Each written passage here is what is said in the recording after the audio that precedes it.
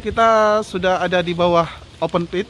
Kita akan bertanya kepada pengelola open pit sini, Pak Tino ya. Ya.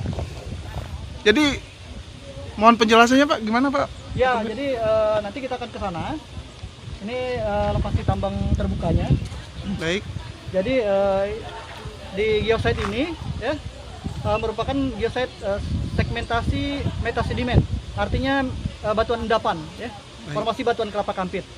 Nah, formasi batuan kelapa kampit adalah formasi batuan yang paling tua yang membentuk 3/4 Pulau Belitung. Nah, Jadi usianya sudah 350 juta tahun. Nah, ini adalah open pit pertama di Indonesia, bahkan di Asia Tenggara, dan menghasilkan timah terbesar dalam satu jebakan hingga saat ini. Jadi total yang diangkat 500.000 ton. Ini dikerjakan oleh PT BSP Indonesia pada tahun 1975. Awal pengeborannya mereka menemukan cadangan besar ini. Kemudian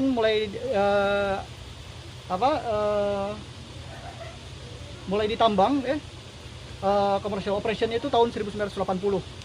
Nah, mereka kerjakan sampai tahun 83 karena harga timah yang terus merosot tajam, akhirnya dijual ke perusahaan Jerman, yaitu PT Perusak AG ya, AG Mineral. Mereka juga mengerjakan sampai tahun 90, kemudian dilanjut oleh PT GKM sampai tahun Maret 93 terakhir dikerjakan. 93 ya. Karena harga timah dunia yang merosot tajam terus, tidak membaik, dan cadangan juga yang sudah menipis kan tidak ekonomis. Nah, jadi untuk di Kelapa Kampit panjang sekali sejarah timahnya, kurang lebih sudah 150 tahun ya. 150 Cerita tahun. tambang timah di Kelapa Kampit. Primer nih Pak ya? Nah, primer ya. Yeah. Primer. Jadi pertama kali Belanda menemukan cadangan primer itu di Kulong 6. Yeah. Di tambang mereka nomor 6 pada tahun 1869. Kemudian mereka eksplorasi besar-besaran dan mulai melakukan pekerjaan penambangan bawah tanah pada sekitar 1880. Pada awal tahun 1900 mereka sudah mencapai kedalaman 350 meter, yaitu 9 level. 9 level? Ya, terdiri dari antara 25, 35, dan 40 tergantung letak uratnya. Berarti goa bekas tambang banyak sini Pak ya? Banyak, ya. Ini salah satu contohnya ada di sini. Nah, itu sebelah sana, ya, di selatan. Nah, itu adalah terowongan tambang Foksalu namanya. Nah, artinya urat barat. Nah, Namsalu sendiri menggunakan bahasa Hakka ya. Jadi pada zaman dulu Belanda kesulitan mendapatkan manpower ya, karena orang Belitung tinggal di pesisir, di kampung-kampung kecil yang disebut kubok ya, dan mereka hidup nomaden, pindah-pindah, bikin ladang berpindah. Ya, mereka butuh investasi besar, mereka butuh manpower besar, akhirnya mereka mendatangkan tenaga kerja kontrak dari Cina daratan. Dari Cina ya? Nah, iya, suku Hakka ini akhirnya juga penambahan lokasi tambangnya itu juga menggunakan bahasa Hakka, mungkin untuk memudahkan komunikasi pada zamannya ya. Betul. Jadi salah satu contohnya adalah Foksalu, itu urat sebelah barat, artinya jalur timah sebelah barat. Kemudian di dalam ini juga banyak tambang ya. Jadi ini terowongan akses saja. Di dalamnya ada belok kiri kanannya itu ada. Akses banyak goa di situ Pak ya? Iya, ini banyak tambang di dalamnya. Jadi ada namanya Piangha, Sankyokha, Tonsalu, Yensalu, seperti itu. Nah, Namsalu sendiri artinya urat selatan, jalur timah selatan. Ya. Nah, selain tentang kaitannya dengan di geosite Namsalu itu, selain kaitannya dengan geologi ya, tentunya ada juga biodiversity-nya yang merupakan bagian dari penjelasan ya atau edukasi selama berkunjung ke geosite open pit Namsalu. Contohnya misalnya pohon seru ini, atau di Jawa dikenal dengan puspa ya, yang kayak pucuk merah. Iya. Nah, ini orang lokal bilangnya pohon seru. Pohon seru, gitu iya betul. Bahasa Latinnya Simawalici. Nah, pohonnya gatal ya? Iya, kulitnya gatal nih. Simawalici ini kalau pucuknya bisa digunakan sebagai sabun. Iya, sabun, betul. Orang dulu ya. Iya. Nah, batangnya bisa dipakai untuk bikin papan, balok gitu ya, untuk perumahan. Nah, ini merupakan fosil hidup. Kenapa dikatakan fosil hidup? Nah, ternyata pohon ini seharusnya hanya bisa tumbuh di atas 500 meter dari permukaan laut. Nah, sekarang posisi kita ini kan masih jauh di bawah ya, di bawah 50 meter dari permukaan laut. Open pit sendiri puncaknya itu 90 meter di atas permukaan laut. Iya. Ya, tapi dasarnya minus itu. Nah, jadi ini menandakan bahwa Belitung dulunya adalah dataran yang sangat tinggi kan. Nah, jadi namun mereka bisa bertahan. Ya, ketika Belitung sudah terendam air pada zaman es mencair, mereka bisa bertahan hidup di dataran rendah kan. Nah, termasuk juga paku-paku seperti ini. ini mulai tumbuhnya pada zaman Jura ya. Oh, Nah, kalau di pohon purba Jawa- jadi Pak ya? Ya, kalau di Jawa ini bisa untuk makanan dinosaurus gitu ya. Nah, Masya cuman di Allah. Belitung kita tidak pernah menemukan fosilnya, mungkin Iya, ya karena Belitung kan dulu apa namanya Pecahan danau ya? purba ya. Iya, iya, iya. Belitung itu danau purba dulu yang terangkat ke permukaan. Heeh. Nah, jadi salah satu buktinya ditemukan di Namsalu, yaitu pada menurut data tambang ditemukan fosil chert namanya, Apa itu Pak? artinya fosil kerang laut dalam. Oh, Nah, iya, ini iya. juga digunakan untuk mengukur usia batuan tadi. Iya, betul, betul, Karena betul. keberadaan fosil ini hanya ada sekitar 350 juta tahun yang lalu. Oh, Nah, dari situ bisa ditarik kesimpulan bahwa usia batuan Kelapa Kampit sudah berusia kurang lebih 350 juta tahun. Gitu kan? iya, iya, iya. Nah, kita ada 17 geosite saat ini karena kita sudah mendapatkan status UNESCO Global Geopark. Iya, Jadi nanti kita Geopark. akan segera ditambah nanti geosite-geosite baru menyusul ya. Iya, betul. Nah, nanti Benar, pengumuman ya. resminya pada April. April. Jadi untuk naik ke lokasi open pit, kita harus melewati jalan lumayan nanjak. Kami tadi jalan sekitar situ, mungkin sekitar berapa ratus meter. Dan untuk menuju ke sana lumayan juga ekstra tenaga. Nah, ini kawan-kawan yang gila adventure, mereka memilih jalan yang tidak biasa. Bismillah.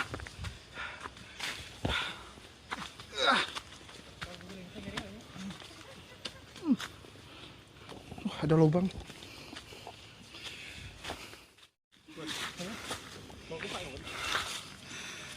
Pak itu tetap ada.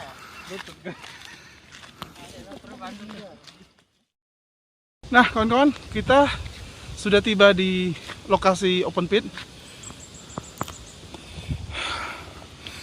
Lokasinya ini sudah dekat, sudah di depan mata. Gimana, kawan-kawan? Kawan-kawan, ready? Baik, kita sudah akan tiba di lokasi. Jalan mana? Sini apa sini? Sini. Nah, wah, ini kalau pakai kamera drone kan terlihat putaran yang seperti teman saya bilang tadi, seperti obat nyamuk. Di danau, ada danau di tengah-tengahnya. Nah, seperti itu, ada danau. Jadi sebenarnya Belitung ini potensial sekali untuk destinasi wisata, dan ini juga termasuk kill site seperti ini. Nah, ini kawan-kawan. Nah, seperti ini kawan-kawan. Masya Allah. Di tengah-tengah situ ada kawah, nanti kita lihat.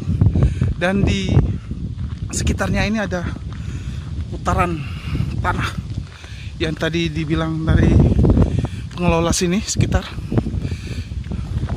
Cuma di sini memang harus berhati-hati dan harus patuh kepada aturan sekitar.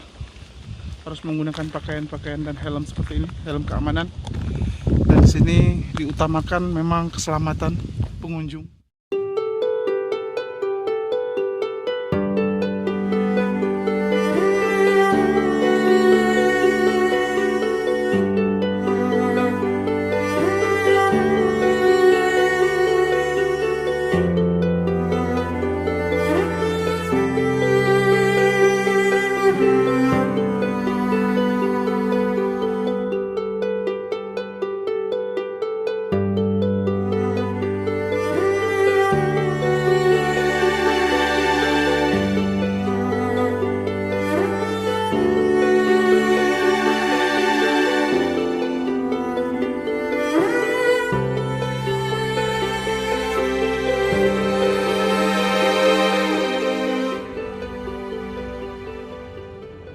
Sebenarnya pas di atas goa. Oh, iya iya Goa. iya, Nanti iya di betul. bawah kita sini kalau misalkan kita masuk turun ke bawah sana kan, Iya. nah, nanti ada terowongan di bawah sini. Kita nanti ke situ. Nah nanti Ah. di situ yang sebetulnya nyambung dengan goa yang ada Yang di parkiran tadi, tadi. iya, yang iya, ditunjukin iya. Dari Bang Tino tadi kan. Nah, iya betul. Itu kawan-kawan. Yang goa yang ditunjuk Pak Tino tadi itu adalah akses masuk katanya. Akses masuk, dan ini di sini kita bisa lihat goa. Cuma goa ini katanya ada genangan air, jadi tidak bisa full masuk. Tapi kita akan coba lihat nanti bagaimana kondisinya. Ya, Pak ya, nanti kita ke sana ya Pak ya. Iya, nanti kita langsung. Siap, siap, mantap.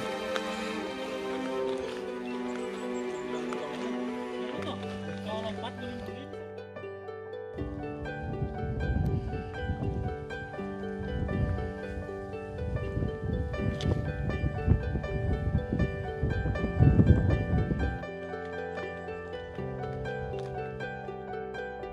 Nah, ini kawan-kawan kondisi open pit dari bawah, dari danau atau air kolong yang hijau. Nah, seperti ini kontur tanahnya lebih cenderung ke bebatuan. Kita sekarang sedang menuju terowongan tambang yang dulunya bekas tambang timah. Airnya sangat bening di sini. Seperti itu, bening, kehijau-hijauan.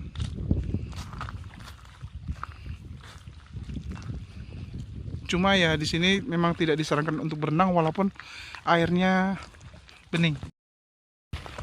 Ini dia goa atau terowongan bekas tambang yang ada, dan ini dikatakan oleh pengelola tadi bahwa terowongan ini nyambung dengan terowongan yang di depan tadi, yang di bawah tadi. Bagaimana? Apa kita bisa masuk? Boleh, Boleh. Kita coba masuk untuk mengetahui bagaimana keadaan di dalam. Bismillahirrahmanirrahim.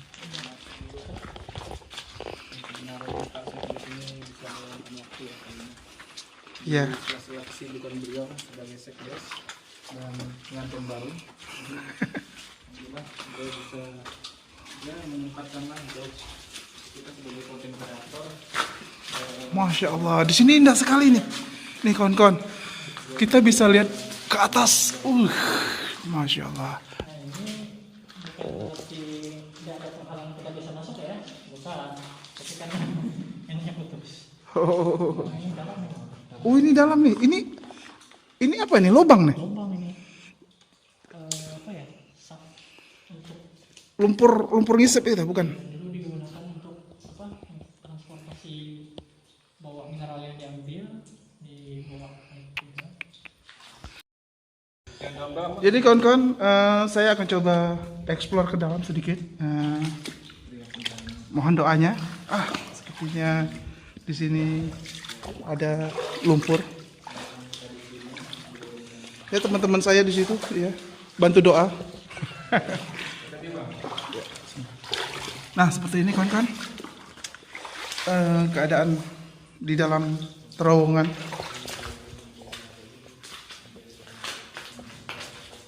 Nah, banyak kelelawar seperti yang di Goa Parit Gunung kemarin. Di sini juga banyak kelelawar, cuma dia terowongannya airnya tidak sedalam yang kemarin. Wah, seperti ini kawan-kawan. Menarik sekali. Ini keadaan atasnya, airnya masih banyak yang menetes.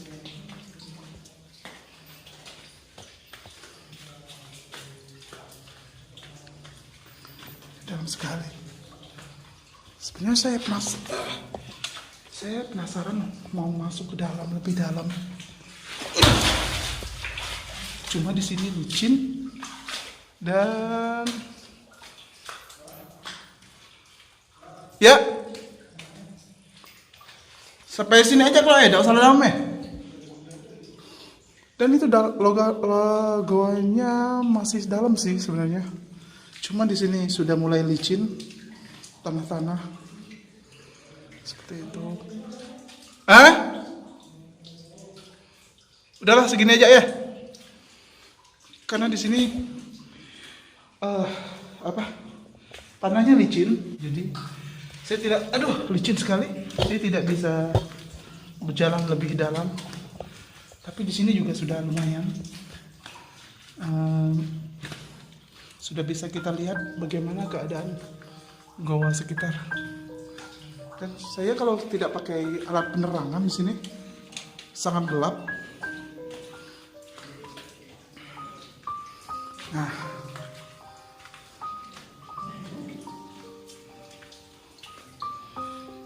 sebenarnya buat saya pribadi yang pencinta petualangan, tempat ini sangat recommended untuk dijadikan jelajah tempat petualangan karena sangat seru sekali.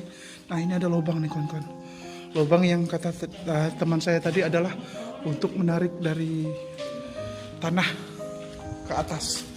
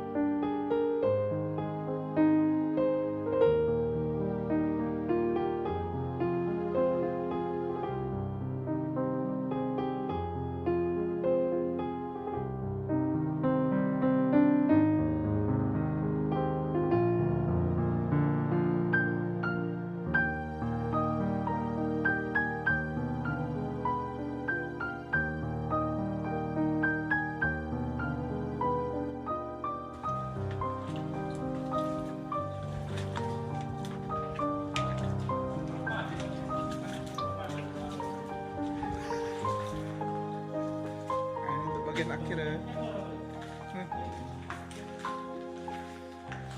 Kamu nyambur sini sebenarnya mahal itu pengalaman.